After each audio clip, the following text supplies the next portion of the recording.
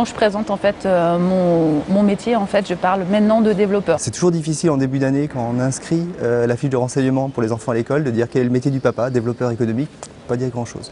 Je me présente différemment en fonction de l'interlocuteur que j'ai en face pour essayer le plus possible de me faire comprendre. Parce qu'en fonction des personnes qu'on a en face, des structures, des institutions, ça n'a pas la même représentation. Ceci dit, le terme de développeur territorial a un sens dans la mesure où notre activité se fait en lien avec le territoire.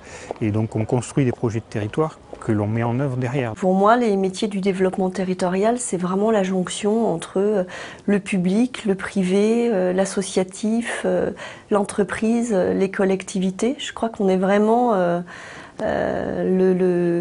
la personne centrale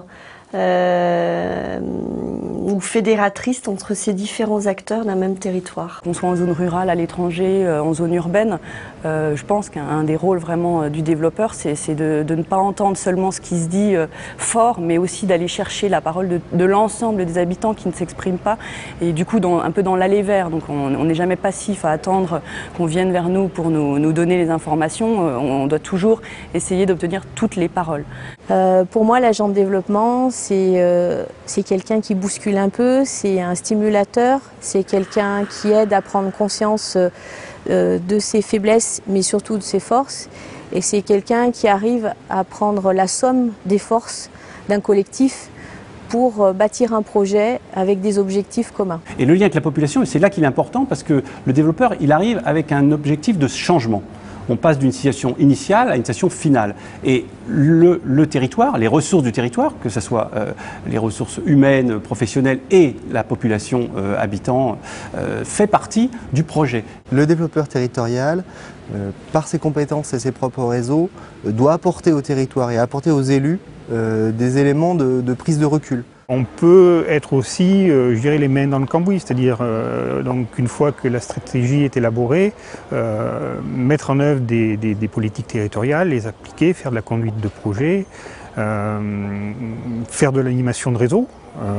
Donc ça demande beaucoup de compétences et je dis parfois on est un peu le couteau suisse. Il faut que le métier continue à se professionnaliser, continue aussi à se faire connaître pour bien faire comprendre qu'est-ce que ça peut apporter pour le développement d'un territoire.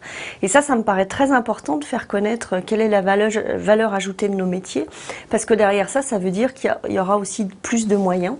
Des moyens de ressources humaines, des moyens au niveau de la formation pour se professionnaliser. Et il n'y a pas forcément une reconnaissance facile de la légitimité de nos missions et de notre capacité à venir interpeller les missions des autres en leur demandant quelque part de venir s'adapter aux spécificités d'un territoire. Donc problème de connaissance finalement, en quoi consiste ce métier de développeur, et qui peut aussi se coupler à un problème de reconnaissance. On n'est pas ingénieur, on n'est pas dans la qualité, on n'est pas aménageur à aménager des terrains, donc c'est difficile d'expliquer ce que l'on fait. Et c'est toute la difficulté aussi par rapport à ce métier-là, c'est qu'on arrive comme contractuel au milieu de fonctionnaires. La gestion administrative est vraiment une lourdeur qui est pour moi une difficulté du métier et va de fait avec la diminution des crédits qui nous oblige finalement à essayer de multiplier les demandes de financement.